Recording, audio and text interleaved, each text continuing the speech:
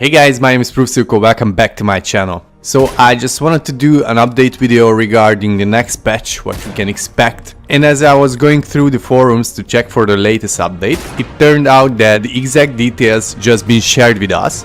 So I'm gonna run through them today, detailing all the specific features coming to PUBG on PS4 and Xbox on the 30th of July. So bear with me, and without any further ado, let's just get started. The next patch, which is update 9 on Xbox and update 6 on PS4, will be launched on the 30th of July, but we'll be able to test it on the PTS on the 23rd. Alright, so let's move on to the content itself.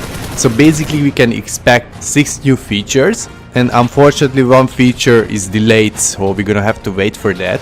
I'm gonna start with the delayed one. So it was announced previously that Ledge Grab will come to console version as well on the 30th of July, but unfortunately the devs decided to turn it back a little bit and try to tweak it before actually launching it. So no Ledge Grab with this patch, but on the other hand we're gonna have new features which haven't been thought about. The first one is the Desert Eagle. It's a brand new weapon which will go to the sidearm weapon slot. It will have the highest damage amongst all the handguns. As far as I know, you can double tap an enemy's head with a level 3 helmet and it will either knock them out or kill them depending on your current play mode. But it will also be a rare weapon spawn, so it won't be easy to find that, but it will be available on all maps. The second one is the BRDM2. I think you probably heard about this. It won't spawn on the map, so you're gonna have to call it with a flare gun. And instead of the previously available armored UAZ, now you will get the BRDM, which will be a highly durable vehicle, and it will be able to transfer you and your teammates through water as well.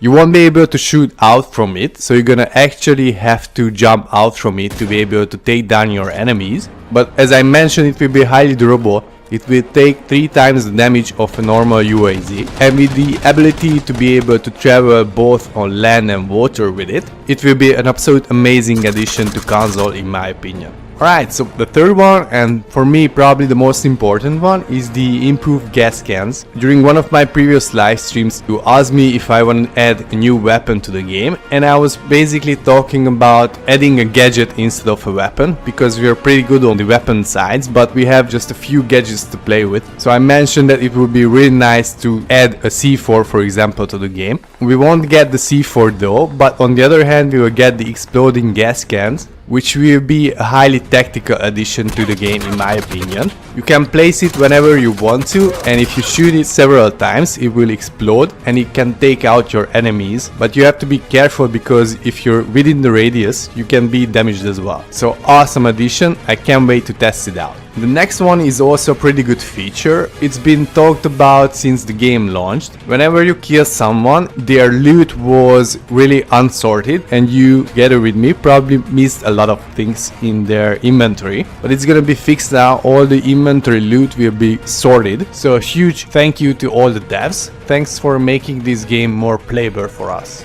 And now moving on to the next one. It's a pretty huge addition for those players who don't have a mic or play in random squads. We're gonna have the radio message available in the game, which means that you'll be able to communicate with your teammates. There will be 8 types of messages to choose from, and some of them will work interactively with targets, items, and with your inventory. So next to the previously introduced tactical markers, we're gonna have the radio messages now, and it will all have those players who play with random squads or they don't have mics, so they can be a more valuable teammate from now on.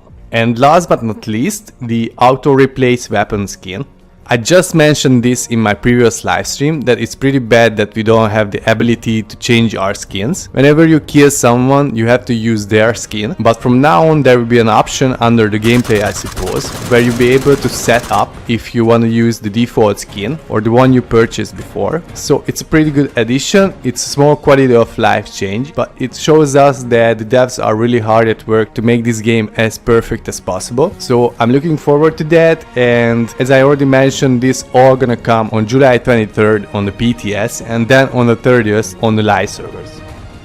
Alright guys, so that was all I wanted to talk about today. Thank you very much again for your support on my live streams, and huge shout out to all my members. Thank you guys, and bye.